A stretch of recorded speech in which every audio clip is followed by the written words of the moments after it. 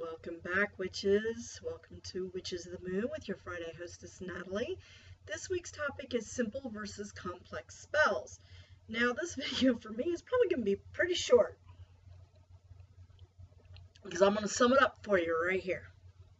A spell can be as simple as a single word or as complex as a full-blown ritual with a full coven and lots of chanting and dancing, jeshul and widdershins and that sort of thing. How complex your magic is really depends on your needs at the moment, your ability to visualize, and what you need to do. I have cast a spell as easy as stop. Okay?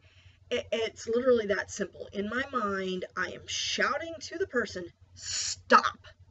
And no, that's not ghosts. I have a dog, just so everybody knows, because I've had people comment. My dogs like to come in and out. If I don't shut the door all the way, then they kind of come in and come out on their own.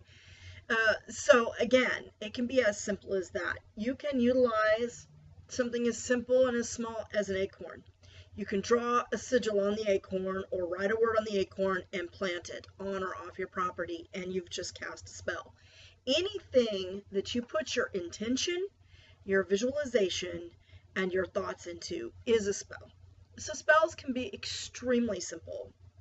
Some of the very simple spells are taking a bay leaf and writing what you want on the bay leaf and then burning it and scattering the ashes to the four corners. So things like that, very, very simple.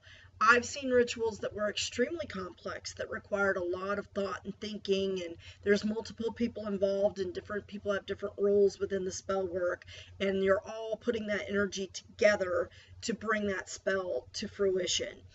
I am a solitary practitioner, so for me my spell work varies depending on the amount of time that I have to put into it and what exactly I'm trying to accomplish. If it's something that I consider a grand working or a large working, something that really means a lot to me that I want to put a lot of focus into, then I will usually sit down and write out a spell that is a little more complex and try to get that energy going and that thought process into it. It may be something that I involve calling on deity, involving tarot and the magic, involving creating a sigil. And when I'm doing a sigil, I do try to put a lot of thought into the sigils because it's going to be something that is an expression of my desire. It's basically my spell in a nutshell. I kind of like that, spell in a nutshell. I'm going to keep that in mind. That might be a new series or something. But that is essentially what I'm packing it into.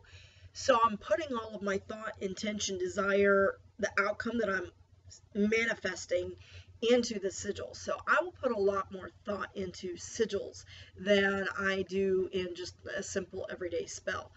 As I've mentioned in daily spellcraft week, I talked about how each time that I make my daughter a sandwich, I will, when I'm making her lunch for school, I will incorporate a sigil into that sandwich to protect her and to manifest it. And that's just another method of kitchen witchery, but it is indeed a spell. I am casting for her protection and her safety and asking the Lord and Lady to take her into their arms and keep her safe from me that day, and to fill her life with love and mirth and happiness and all the things that life should be filled with. And again, I know I mentioned that I use the mustard and then I will use the ketchup to do the four, and I've given my words of power, which I felt a little silly about, but it's what I do. I will use, if I make her, like today she wanted a peanut butter and jelly sandwich, so I just inscribe the sigil into the sandwich using the knife, as a wand basically. So that was just a very simple spell. It's what I do. It's on a day-to-day thing, so it's very simple. More complex, like I said, I have actually done spell work one time with another individual where it was a full-blown ritual and it was written out. This is what you will say. This is what I will say. This is our focus. This is what I'm manifesting. This is what you are manifesting. This is what we're working on together. And so that takes a little more time and complexity for me.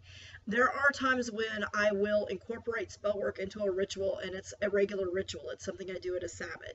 And I've already kind of written in an area into my ritual where I will conduct a spell work. The spell work could vary depending on what my needs are for that particular time.